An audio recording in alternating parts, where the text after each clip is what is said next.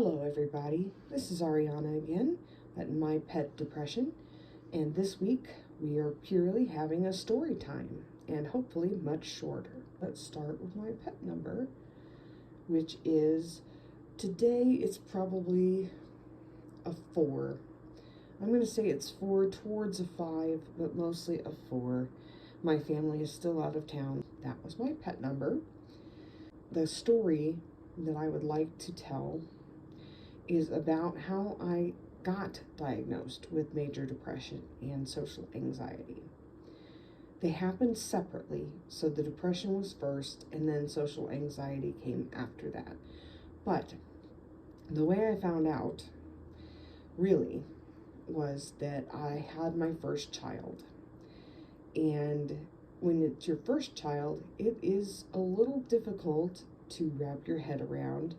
And it's a new way of living, and things are changing, and it can be difficult. So it was one of those kind of situations where everything was changing, and I was not used to it, and I had to be up every 2 hours to feed the baby. And so it ended up being that I woke my husband up in the middle of the night with a crying baby, and I was crying, and it didn't go very well. We called a doctor the next day, and they said, well, it's probably postpartum depression. Let her have 8 hours of sleep, and then things probably will go better. But if things don't go better, talk to your doctor about maybe getting on some medication. Now, that time was a little fuzzy for me because other things were happening within my family that I'm not talking about yet, but let's just say that it kind of got overlooked. I mean, I had the 8 hours of sleep and I felt better and I functioned better, but it kind of took a backseat to other things going on. And so I had the baby, and time went on and things kind of were normal-ish. And then we had some other life-changing of moving events that were going on when the baby was still within the first 2 years. So, extra stress. So when we got moved into a new place and I became very angry at my dogs, which is very strange. I love animals. And I got very, very angry with my dogs to the point they were frightened of me, which is not normal. And I realized something was really wrong. So I went to my doctor and I said, this is not me. I don't know why this is happening. And I need to do something about it because it's not okay. And the doctor said, what you're describing, it sounds like depression. But you probably want to start by seeing a psychiatrist or a therapist or both and figure out if you need medication. And so that's what I did. And I ended up getting on the first of many medications at that time. Of course, medication, I would like to say here, is a tool, not a miracle. So when I first started taking medication, I thought of it as, oh, I'm going to be cured. This is just going to be great. I'm going to feel better. Everything's going to be better. And that was not the case. Anyway, so medicine is a tool, and it's hard to find the right medication sometimes for depression. So I have gone through several medications before I settled on the one I am on now that is helpful. But again, even with medication, it is not something that I don't have anymore. It's just more controlled. So I still have bad days. I've still had bad days on this medicine where I get to a really dangerous, sad place. But the medication helps me keep going. It is a boost to me that helps me push through and ask for help when I need it and message a helpline if I need it. So the medication has given me kind of a lifeline, I would say. Right now is the way I use it.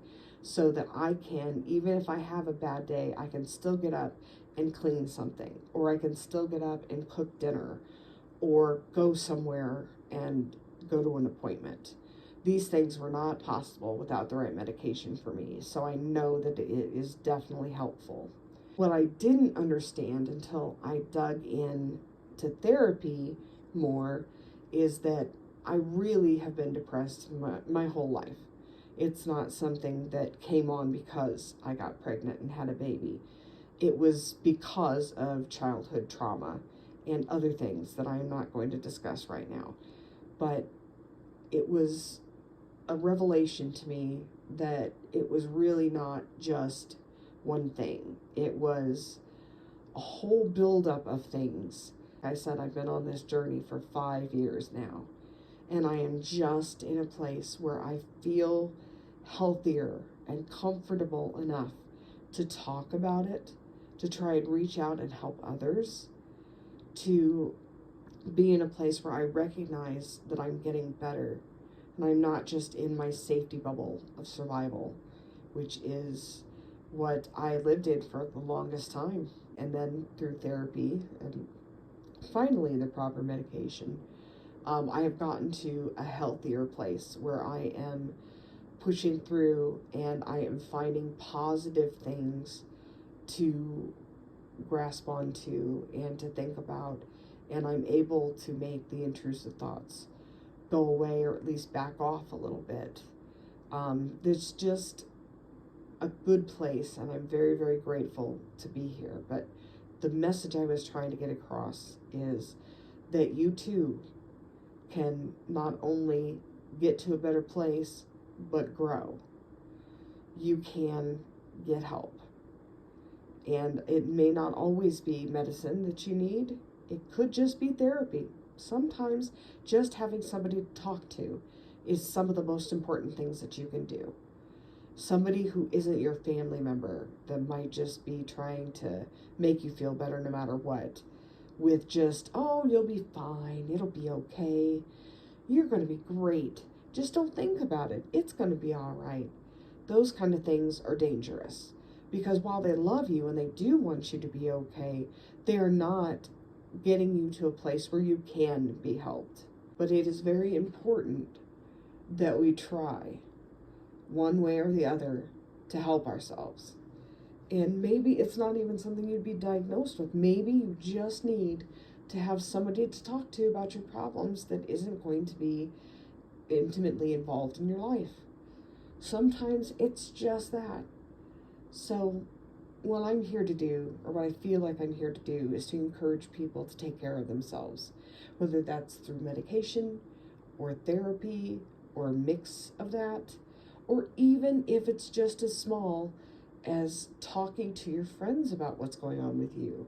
Even if you don't want to tell them a lot and you just want to talk to somebody who's closer to you, who knows you without having to explain yourself to a therapist. Even if it's just that, it's important to do, because you are important. Trust me, I know how much that phrase sounds like ridiculousness, because I didn't believe it for the longest time. But I want to keep saying that because I want whoever needs it to understand you are important. Even if you don't think so, even if it's not something that's crossed your mind, you are important to people around you, whether that's your intimate family or your friends or people you go to school with or work with, or many other life things where you repeatedly meet the same people. If you have somebody that you see regularly, no matter who they are, you are important to them. It would be a good idea to remind yourself, and I will be more than happy to be that person that reminds you that you are important, you are here, and you are loved. So please, take care of yourself and keep going, because somebody needs you and wants you to be around. I'd like to say in closing that I hope that some of this was helpful, or at least was a story that you could understand and relate to. But I want you all to be careful and be safe and take good care of yourself, and always remember to take care of your pet.